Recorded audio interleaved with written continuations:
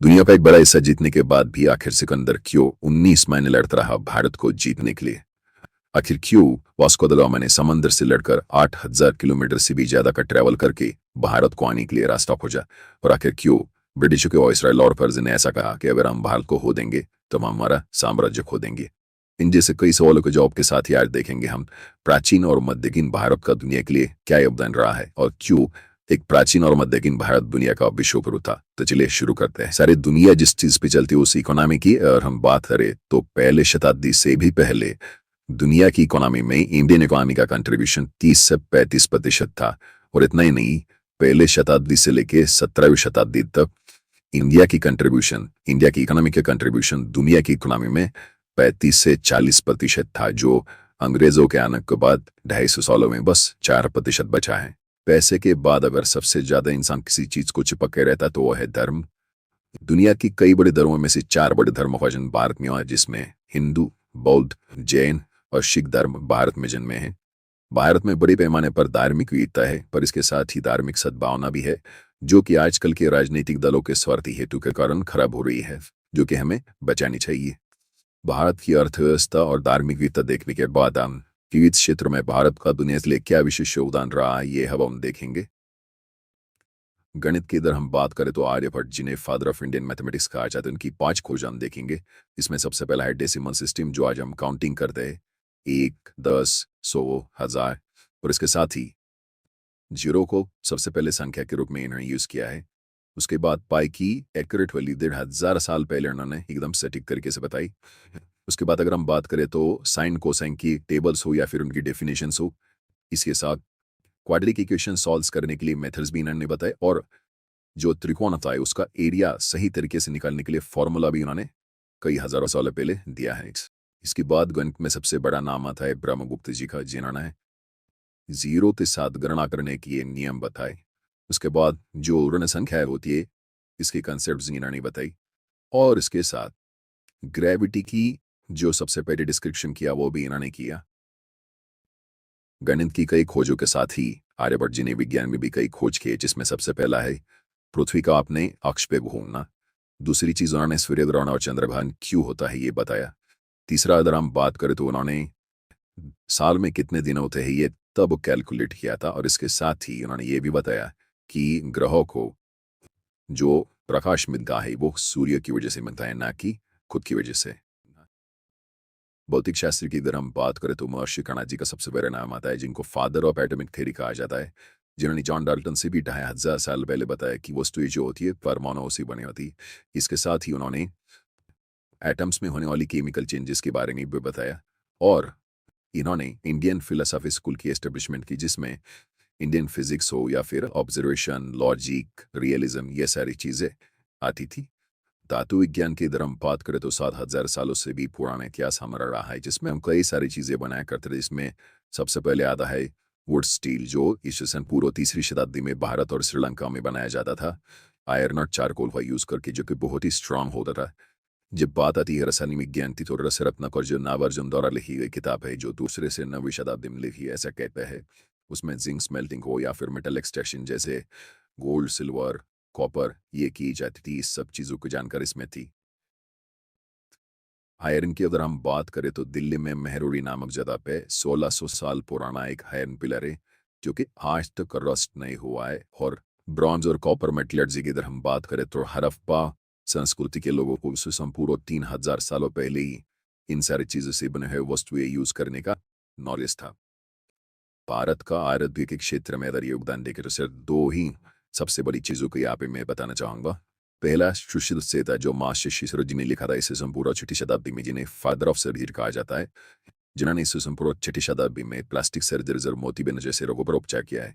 अब इनकी किताब में क्या है, 120 से भी ज़्यादा सर्जिकल इंस्ट्रूमेंट्स, 1100 से भी ज़्यादा रोगों पे उपचार, और इसके साथ ही पैथोलॉजी, ह्यूमन एनाटॉमी, एम्ब्रियोलॉजी, इसके बाद paediatrics, toxicology, ear, nose, throat, इन सारी चीज़ों के ट्रीटमेंट्स इसमें।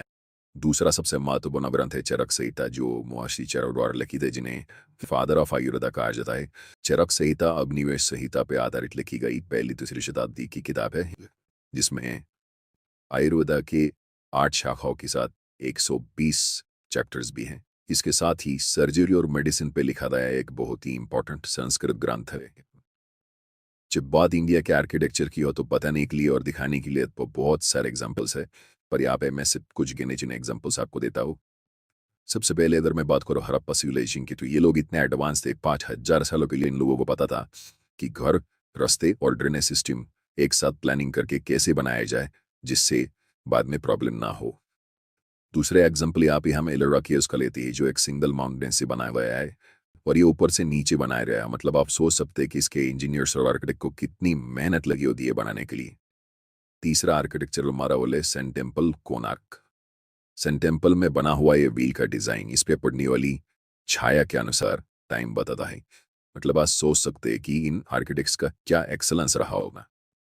चौथा एग्जाम्पल यह है, ये 1000 साल पहले बिना किसी सीमेंट का बना हुआ बृहदेश्वर टेम्पल, जिसमें आप ये सबसे ऊपर जो स्टोन देख रहे हैं वो 80 टन का है और उस 80 टन के स्टोन को ऊपर ले जाने के लिए एक तो लंबा रास्ता बनाया गया था। और इस वीडियो के आर्किटेक्चर के लिए लास्ट एग्जाम्पल जो मैंने लिया है गुजरात के मोढेरा सन टेम्पल, जो 11वीं शताब्दी में बना हुआ है। इसके सामने 108 मिनिएचर श्राइन से जो अलग अलग देवी देवताओं को दर्शाते हैं और इसके सामने सूर्य कुंड भी है। इसकी आर्किटेक्चर से आप समझ सकते हैं कि इन लोगों को ज्योमेट्री की कितनी डीप अंडरस्टैंडिंग होगी। इंडिया के जोग्राफिकल डाइवर्सिटी की बात करें तो यार कितनी सारी चीजें हैं हमारे यहाँ पे। माउंटेन से, टी गार्डन से, इसके साथ बहुत सारी माउंटेन पीक से, माउंटेन रेंजेस से, यहाँ पे कोल्ड डेजर्ट है, इसके बाद हॉट डेजर्ट है। दुनिया के सबसे फर्टाइल प्लेन्स इंडिया में है। इसके बाद दुनिया के सबसे स्टेबल प्लेट्यूज जहाँ पे आते हैं वो एरिया भी हमारे इंडिया में है। इसके बाद अगर हम आइलैंड्स की बात करें तो आइलैंड्स भी इंडिया में है। अंडमान निकोबार आइलैंड की अगर बात करें तो 500 से भी ज्यादा आइलैंड से। लक्षद्वीप आइलैंड से अगर हम बात करें तो उसमें 26 आइलैंड्स पे ह्यूमन हैबिटेशन है। मैंग्रोव्स की अगर हम बात करें तो भारत की मैंग्रोव्स दुनिया के 3.3% है और साउथ एशिया के 45.8% मैंग्रोव्स इंडिया में है। प्लांट और एनिमल डाइवर्सिटी की अगर बात करें हम तो इंडिया में दुनिया के 7 से 8% प्लांट स्पीसीज है। भारत दुनिया के उन 12 देशों में से एक है जो मेगा डाइवर्सिटी कंट्रीज है। इसके साथ ही भारत दुनिया में टॉप 10 में और एशिया में चौथे नंबर पे आता है प्लांट डाइवर्सिटी में। एनिमल डाइवर्सिटी में अगर हम बात करें तो लगभग उतना ही 7 से 8% एनिमल स्पीसीज दुनिया की भारत में एग्जिस्ट करती है। इंडियन लिटरेचर की अगर हम बात करें तो यार सबसे पहले आता है भगवद गीता, जो रियल लाइफ में कैसा बिहेव करना चाहिए ये बताती है, और नाट्यशास्त्र जो रियल लाइफ में कैसा परफॉर्म करना है ये बताता है। ये दो के बारे में संक्षिप्त में बताओ तो ऋग्वेद में भगवान की स्तुति पूजा है, यजुर्वेद में यज्ञ के मंत्र है, सामवेद में संगीत के बारे में, और अथर्ववेद में रोगों के उपचार के बारे में बताया गया है। हजारों सालों पहले लिखे रामायण और महाभारत के बारे में अगर बताना चाहूँ तो रामायण मर्यादा में रहना सिखाता है और महाभारत मर्यादा में रखना सिखाता है। पुराणों की अगर हम बात करें तो पुराण हमें धर्मशास्त्र, तत्वज्ञान और हिंदू विश्वकोश के साथ ही इतिहास का एक कंप्रेहेंसिव व्यू देते हैं। उपनिषद की अगर हम बात करें तो उपनिषद हमें बहुत डीप क्वेश्चंस जैसे कि ब्रह्म, आत्मा, मोक्ष, इन जैसे कई डीप सवालों पे जवाब देती है। और कुछ एग्जाम्पल्स जैसे ऋषि पाणिनि, जिन्हें फादर ऑफ संस्कृत लिंग्विस्टिक्स कहा जाता है, जिन्होंने अष्टाध्यायी लिखा जो एक संस्कृत ग्रामर है। इसके बाद आते हैं भास्कराचार्य, जिन्होंने अपने बेटी के नाम लीलावती पे मैथमेटिक्स के फॉर्मूलों को कविताओं के रूप में लिखा।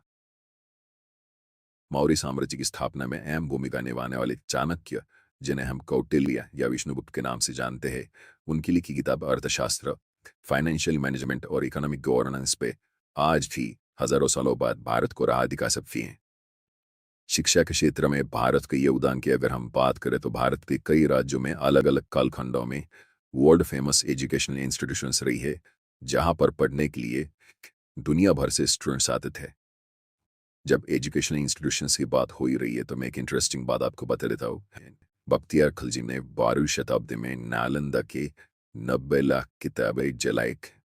अब आप सोच सकते हैं इन 90 लाख किताबों में कितना ज्ञान हुआ जो इस इंसान ने चला दिया। आर्टिस्टिक कंट्रीब्यूशन ऑफ इंडिया की अगर हम बात करें तो भारत की variety of dance form, variety of martial arts, और उसके साथ एक इंटरेस्टिंग चीज जो चतुष्षष्टि कला है, जिसमें 64 different types of art forms है, जिसका मेंशन कई सारे किताबों में मिलता है। और सबसे आखिर में यार भारत में मिलने वाला वैरायटी ऑफ लजीज खाना। तो दोस्तों अब हम आ चुके हैं शुरुआत में पूछे हुए 3 सवालों पे। सबसे पहला सिकंदर आखिर क्यों 19 में लड़ता रहा। सबसे पहली बात यार उसको ज्योग्राफी और एक्सप्लोरेशन में बहुत मजा आता था। दूसरी बात उसको ये लगता था अगर भारत जीत जाऊँ तो मैं ईस्टर्न दुनिया जीत जाऊंगा। और तीसरा उसने भारत की संपत्ति के बारे में, भारत की वेल्थ के बारे में बहुत सुन रखा था। दूसरे सवाल का जवाब आखिर क्यों वास्को द गामा ने 8,000 किलोमीटर से भी ज्यादा का खतरनाक समुद्र का सफर तय किया। उसकी चार कारण है। सबसे पहले तो भारतीय मसालों को यूरोप में बहुत ज्यादा डिमांड थी। दूसरी बात वो मिडिल मैन को बाईपास करना चाहता। तीसरी बात उसको एम्पायर का एक्सपांशन करना था और अपने धर्म का प्रचार प्रसार करना था। और चौथी बात भारत की संपत्ति। तीसरे सवाल का जवाब जहाँ पे लॉर्ड कर्जन ने कहा था अगर हम भारत को खो देंगे तो हम हमारा साम्राज्य खो देंगे। तो इसके तीन रीजन है। सबसे पहला रीजन है भारत के फाइनेंशियल रिसोर्सेस। दूसरा रीजन इसका ये है कि यहाँ पे रहकर वो उनकी अदर कलरनेस को मैनेज कर सकते थे, कंट्रोल कर सकते थे। और तीसरा रीजन है भारत के नेचुरल रिसोर्सेस। दोस्तों अब हम आ चुके वीडियो के एंड पार्ट में। आपको ये वीडियो देखने में बस 10-15 मिनट लगे के ऊपर मेरे वीडियो बना में 2-3 दिन लगे। तो दोस्तों वीडियो पसंद आया तो वीडियो को लाइक कीजिए। वीडियो का कौन सा पार्ट आपको पसंद आया मेरे को कमेंट में ज़रूर बताइए। ये वीडियो अपने दोस्तों के साथ शेयर कीजिए जिससे उनकी नॉलेज भी बढ़े। और अगर आप चैनल पर नए आते चैनल पर सब्सक्राइब कर दीजिए और बेल कॉल पर सेट कर दीजिए जिससे आपके नए वीडियो के नोटिफिकेशन मिलते रहे। जय हिंद, जय भारत।